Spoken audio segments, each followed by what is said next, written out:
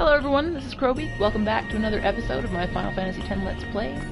Lots of talking about storytelling critically and some reminiscing about when I first played the game. Also cutscenes. I will go meet with Maester Seymour. Yuna! Jiskel is the Guado's problem, not yours. That was a strange change of tone between those two lines. What? So, Lulu, what do you think about Yuna getting married? As long as the pilgrimage continues, either way's fine. That's it? What if she doesn't even like the guy? Is that okay? People marry for many reasons. What's that mean?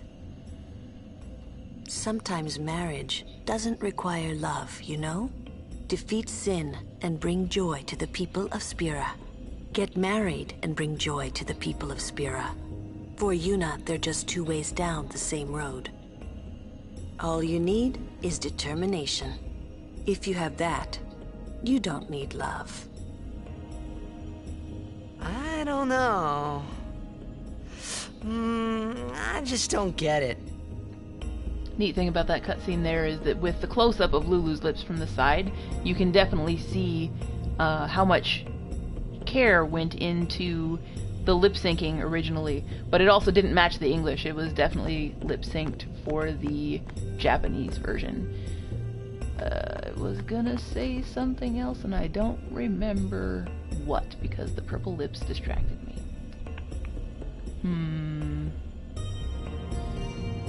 Can't have been that important. On we go. We leave as soon as Yuna returns. I trust you'll be ready. Of course, of course. Listen, if Yuna gets married, then What? That again? Yes. If she is to marry, I would want her to marry for love. See? But if Yuna said she wanted to marry the one she loves, I would have to object. Cryptic. You're not making much sense. I know. She is making sense if you know the thing that Titus still yet. The thing I was going to say before is that Lulu is a very mature character. If you think about it, she and Waka, Tidus, Yuna, they're all about the same age. They're all like late teens. I guess Yuna's 17. She just said that she was 7 when... Or wait. Look. Yeah, she must be about 17. I don't even know. But they're all about roughly the same age. And yet Lulu is very... She's got this motherly nurturing thing going on with Yuna. She's very good at teaching Titus things about Spira and kind of... She's taken on a role of mentor to him in some ways. But also just the way she talks about things sometimes is very grounded. So she... And it's been a while. I mean, she's still abrasive. She's got this abrasive personality, but as she's gotten to know Titus better, it has dropped off a bit as she's settled into the mentor role, as she has taken on the role of explaining to him how things work. We've also gotten to see more of her softer side in her conversations with Yuna in general, and with what's-his-face with the orange hair, Waka, on the boat, talking about Chapu on the far plane, stuff like that. So... yeah, there's a lot. She's actually quite a deep and well thought out character. For a while there, I was a little worried about what was gonna happen, yeah? I was worried. Where's Riku? There she When we is. leave here, we have to go through the Thunder Plains next, you know? I can't remember if they've explicitly stated it. I'm just gonna say it. She's afraid of thunder, and it's pretty funny. I like the fact that she likes to sit on high places. I also like to sit in high places. I don't mind falling necessarily. I do like the view from high places, and it seems like Riku kind of shares that love. Let's see if I can find Kimahri and or otherwise figure out where I'm supposed to go. Wait, what did he just say? Peace through Blitzball. I'm pretty sure he said that since the Guado... Yep, I missed that first line. I believe he said something along the lines of joy is Blitzball. Wait a minute. She just asked if Seymour is really going to marry, which means there's already rumors flying about the fact that he wants Yuna to marry him. I don't like Seymour, just for the record. I believe I've made that pretty clear. But yeah. Should I save? No. Nope. Moving on. I don't see Kimari. And I can't go in here. And I don't remember what I'm supposed to do to advance the plot. Oh, brother.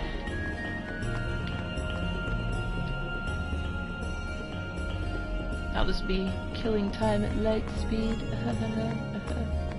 That was... Ooh, treasure. How did I miss this before? Whatever. Maybe Kimari's up here. No, that's where I started. Do you have anything cool to say? Please refrain from speaking to Lord Jiskel. We must avoid unseemly rumors for the sake of Spear's harmony. You know, it sounds like Lord Jiskel may have been trying to get out of the far plane often recently. If either that or he... I guess it could just be, oh my gosh, this incident happened. Let's keep it quiet. Either way... Yeah, that's a thing. What am I supposed to do? Maybe I'm supposed to talk to the guy blocking the way forward. Let's try that.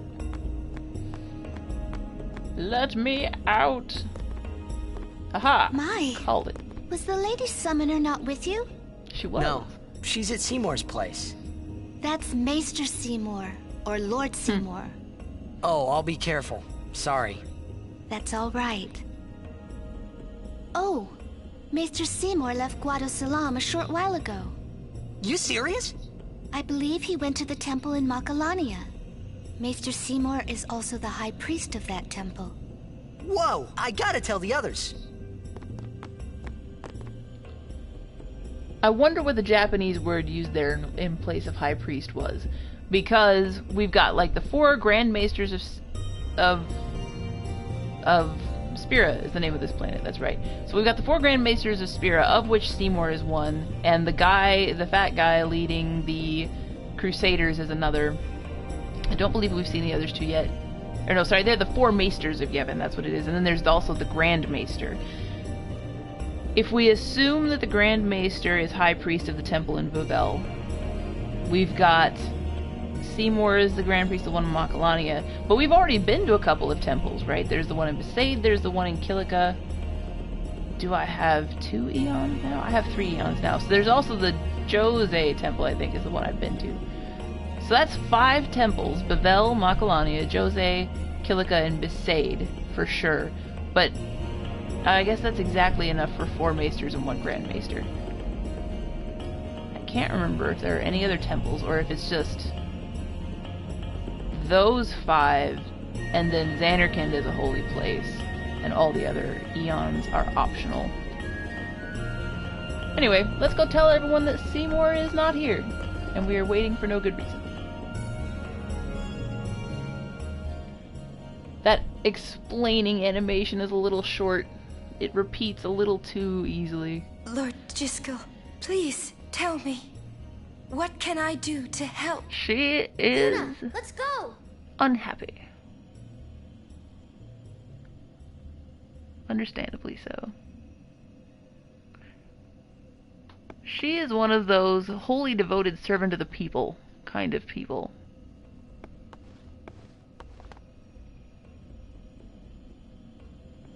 Because I don't know, if marrying Seymour... They say Seymour went to Macarena Temple.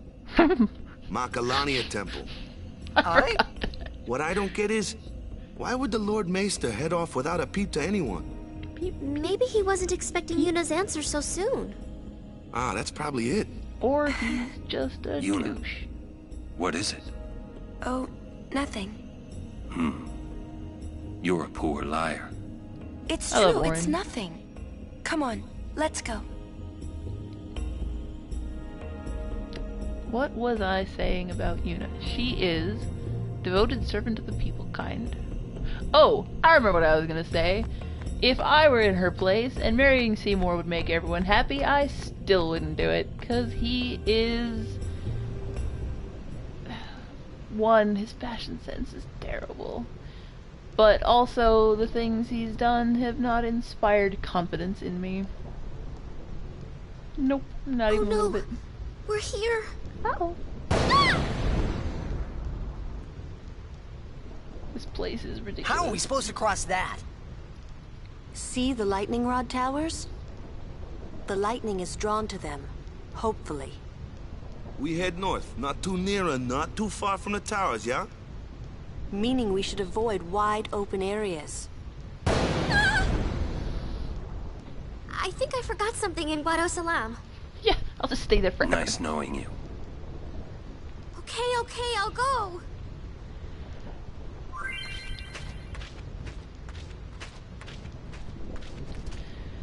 This area has its own unique mechanic, which is what it's explaining right now. Keep moving. Seek shelter under the lightning rods. Dodge lightning by pressing X. Oops. Constantly mashing X can be dangerous. Oh, because you might get your timing off. Good luck. That's cool. This is a really... Oops, I failed. Like I said, this is a... Straight into battle. This is a really interesting area of the game. It is constantly... It's just constant storm, which is why they've built these lightning rods to allow people to cross. I... See, she... That is not what I wanted. I don't know anything. Okay. So we got those. Take extra damage from water. This one's in ice. I don't really want to use magic. Whatever. Good. Water. Stay out. Yes, it's an interesting. You don't usually see. I mean, I guess in stories and stuff, you do see things which are. Places which are just constantly under fire by some kind of storm. Typically, I think in most stories where you see that, it's an ocean, like an area of ocean, which makes a lot of sense. It's rare to see it in games. Especially in a place like this where it's just a zone you can wander around in. It's not all that common. If it's common at all, is there anything else like this? Yeah, I don't remember offhand. But, I mean, it's not like I've played every game ever anyway. Ow! Ow! What? Oh my gosh! Oh right, because she's level freaking 3 or something. Because it doesn't level her up with everyone else. I am unhappy at this moment in time. Anyway, as I was saying... I was gonna die. You were dead. As I was saying, this zone has this constantly swirling thunderstorm, and so people have dealt with it. They've got these lightning rods basically following the road all the way across the area so that people can get from point A to point B. It's a very human thing to go. Oh, failed at dodging. It's a very human sort of way to deal with this problem of an otherwise impassable area. But let's see. This zone itself does not have much in the way of particular significance in this game. It's just another interesting area on the road to Zanarkand, I believe. I don't think the Thunder Plains plays a particularly big part in this game. In the second game, my absolute favorite part of the game happens here, and it's not particularly Thunder... oh, how do I say it? The thing that happens here that I love in the second game is definitely story related. You know, I can't think of how to say it, so I won't. But yeah, it's an interesting zone. Oh, this lightning strike mechanic though, where if you're too far from the towers, you can just have lightning come down on your head. It's no. Oh God, Riku is she's just gonna die. Don't kill Riku.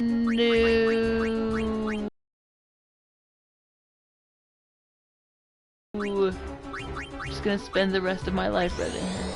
That's okay. The lightning strikes that come across as you go around. It is an interesting mechanic, which by itself is not really. Oh, God, am I gonna be able to even keep her alive in the second round? Yes, thank goodness. Guard. Oh, it's not gonna protect her from magic.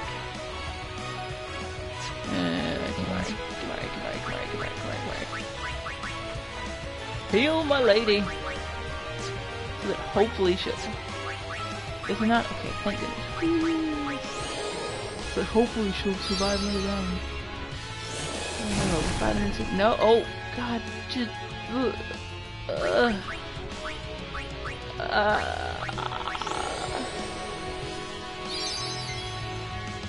She hasn't done anything. Can I just switch her out? Let's try just switching her out.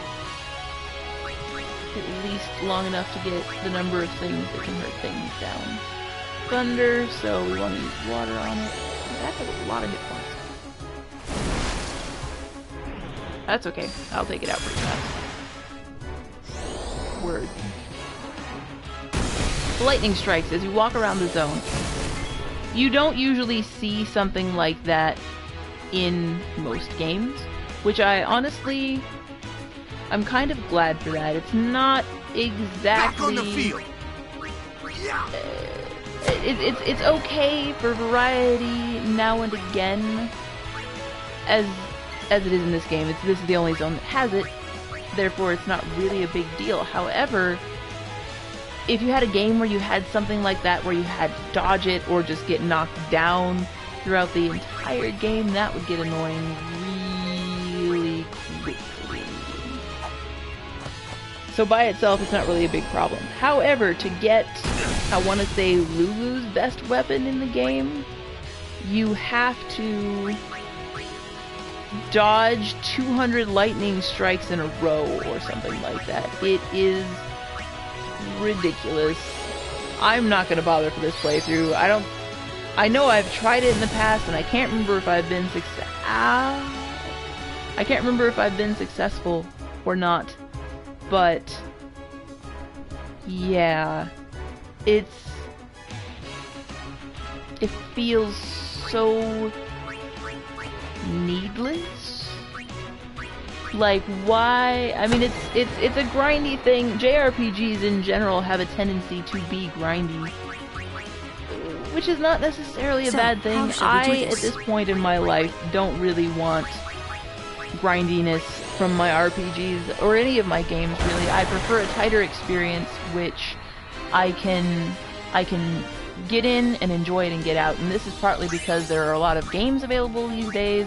It's partly because I get paid to review games and therefore... Actually, cancel.